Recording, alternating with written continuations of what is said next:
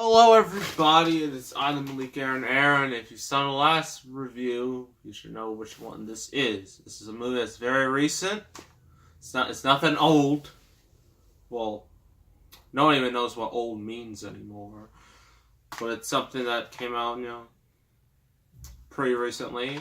It made a whole lot of money, dominated the box office, because the beginning of 2018 was so bad that this movie thrived. And originally, the funny thing is that everyone was hating on the movie first, because they're just like, why would you remake this? Why did you make a sequel? No, because everyone thought Sony didn't learn from their mistakes with that reboot in 2016 with, I don't even want to mention it because it was so bad. Let's just say it revolves around Ghost. That thing. Everyone thought they would make the same mistakes as that. But surprisingly, everyone was like, oh, this is really fun. I like the actors in this. The action's pretty cool. This is a great time. Yes, we're talking about Jumanji. Welcome to the jungle. I promised you all I was going to review this at some point. Here we are. So this stars The Rock, Kevin Hart, Jack Black, and Karen Gillan. So this is a sequel, sort of like a soft reboot of Jumanji, the original with Robin Williams. And I've reviewed that a while ago, so if you want to go see that, just scroll through the movie reviews playlist and you might find it eventually. Or just look it up, I don't care. So yes. This isn't like the original in a lot of ways. While it does pay respect to the original, it does reference the fact that it exists, that the original exists, unlike that horrible Sony reboot about Ghost they did 2 years ago. Because I don't want to mention his name because it's an abomination. Yeah, but this does things very differently. Because the original, it was board game, right? This one, when it starts, it's a board game, but then the dude who looks at it is just like, no one plays board games anymore. Keep in mind that the beginning's in 1996, and people still play board games to this day. So he was wrong. The game literally rebooted itself into like the funny thing is that the kid. Guy who had the board. He was playing a PlayStation because this is a Sony movie. What did you expect? Honestly, there's a lot of Sony product placement in this movie, and I noticed it right out the gate. I'll get to that in a second, but yeah, the game instead of turned to a disc, it became this cartridge system, which they were still doing cartridges at the time. Nintendo was still doing them with Nintendo 64. And so yeah, I guess that's accurate. But he sees a glow, and then he tries to he looks at it, it's like, I'm gonna play this. What could go wrong? He plays it and he gets sucked into the game. And so we get to modern day times. You got our four main protagonists. You got Spencer, the nerd. You got Fridge. That's his name, Fridge. Fridge, the jock. You got Martha, not the other Martha. Don't bring any Martha jokes. Don't do that. She's kind of like the weirdo of the group. And then you got Bethany, the pretty one, who literally cannot stop looking at her phone. So yeah, they're all at school, and in Spencer's room, he's playing a PS4 because this is Sony. And he was playing Street Fighter 5, and on his friggin' a poster on his door. There was a poster of The Last Guardian. Because get it?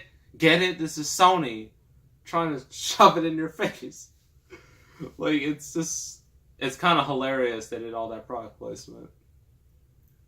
But yeah, it's clear, like, according to the movie, it doesn't really explain, but it does say that Fridge and Spencer were once friends, but they kind of, like, separated a bit. They're drifting away. You know what I mean? And Spencer is, helping, Fridge, with this paper. He's literally giving it to him. That way he can, help, with his grades.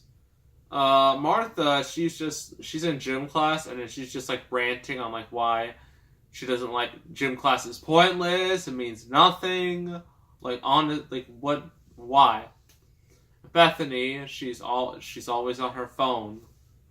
And, well, Bethany gets caught, and she gets sent to detention. Martha gets in trouble and sent to detention. Spencer and Fridge are caught with, they clearly, I think the principal and, like, one of the teachers, sees that, they caught them in the act of plagiarism, of copying each other, and so they're sent to detention.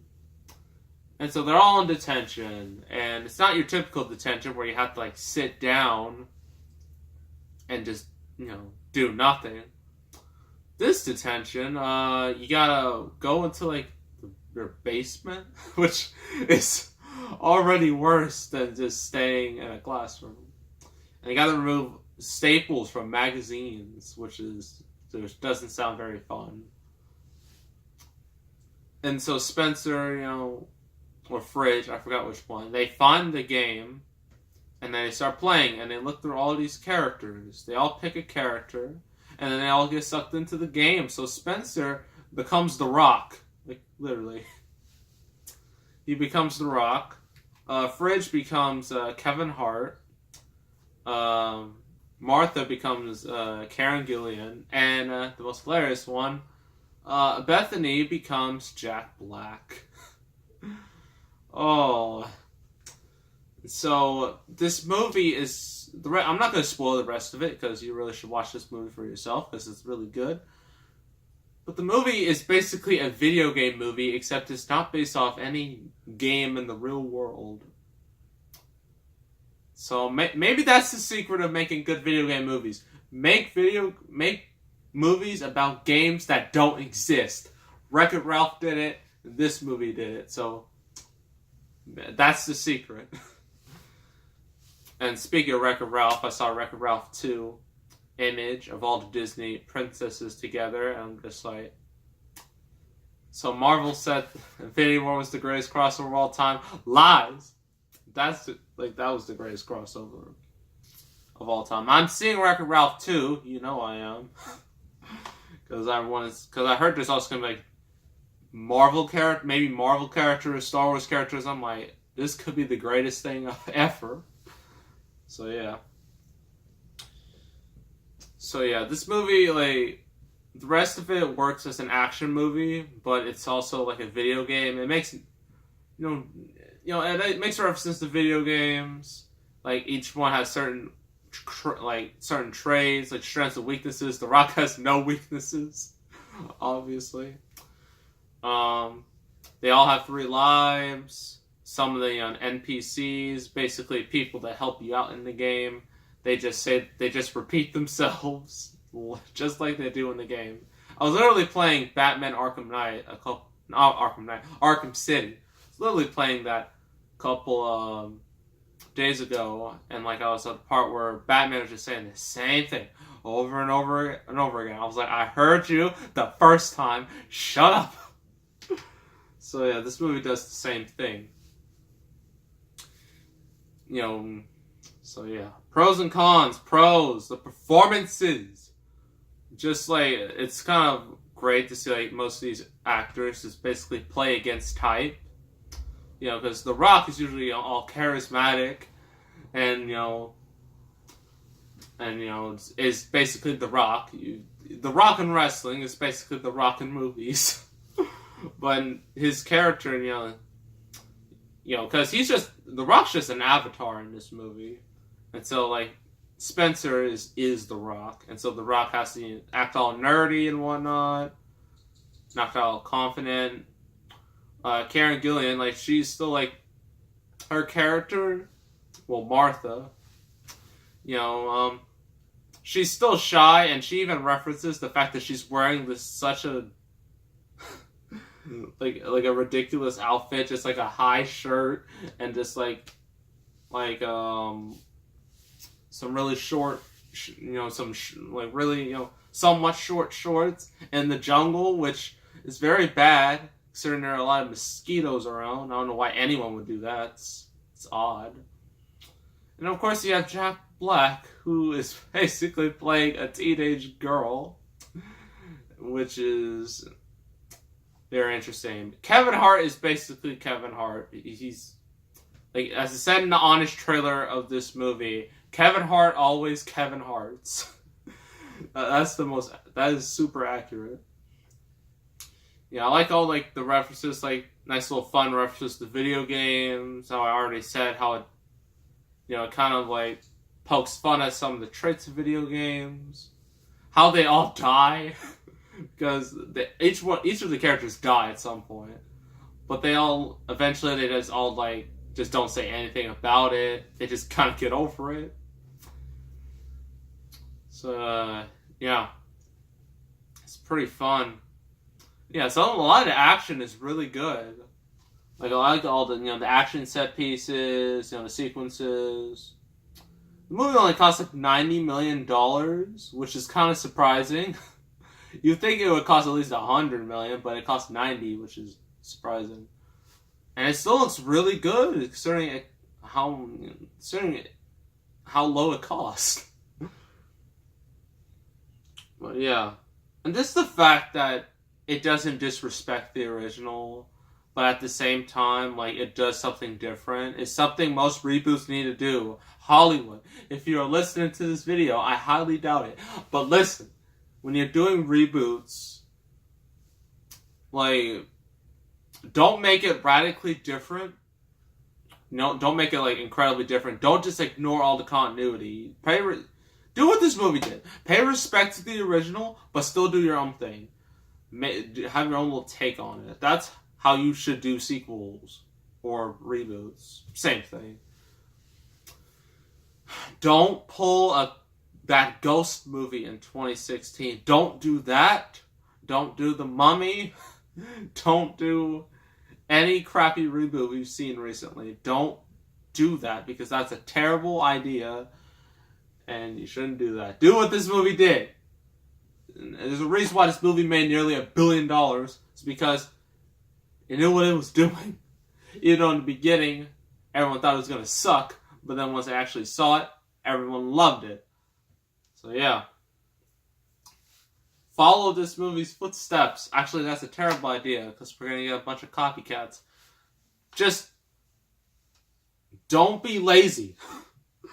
Alright, Hollywood. Don't be lazy. What else? Cons. It could be kind of confusing, because like sometimes the movie acts like a game, but then it just suddenly becomes a regular action movie again. That can get a little distracting sometimes. It's not a huge deal. Some of the jokes, a lot of jokes land, but some don't. But that happens in every comedy. Or at least almost every comedy.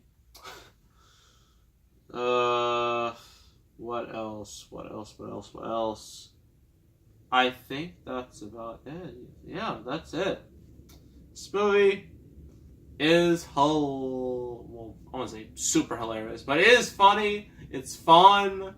It's a good time. If you were skeptical, after seeing like that first trailer, if you were skeptical, I definitely suggest watching this, because it's just like, remember the SpongeBob 2, Sponge Out of Water, when that first came out? Originally, I was just like, this is horrible. This looks like a disaster in the making. I'm not watching that.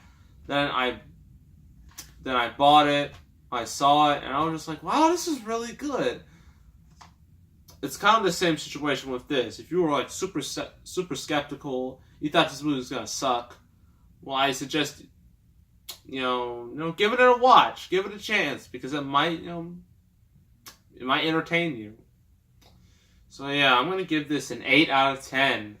I highly recommend watching this movie because it is a lot of fun. And that's what we need these days. We need, and I'm kind of sad. It makes me sad I missed this out when it was in theaters. I could have had the whole month of January to watch it, but I never took the opportunity, which, that sucks. But it's still a great movie. So yeah, that's Jumanji. Welcome to the jungle. Next review is an animated film about penguins. And no, this is not Surf's Up. Thumbs up this video if you remember that movie. Leave a like on this video if you remember that. No, it's not Surf's Up. It came out a few months before Surf's Up. Also had penguins. And it won the Oscar for Best Animated Feature because Pixar screwed up with Cars. and that was the only reason why this movie won that award. Yes, we're doing Happy Feet. And I'm just going to tell you right now, we're not doing the sequel. So don't start asking for the Happy Feet 2. We're doing Happy Feet 1 and that's it. Just going to tell you now. So yes, next review will be Happy Feet. Happy Feet. So, hope you tune in, for that. So make sure to subscribe, like this video, leave a comment, and I will see you all next time, and I am out.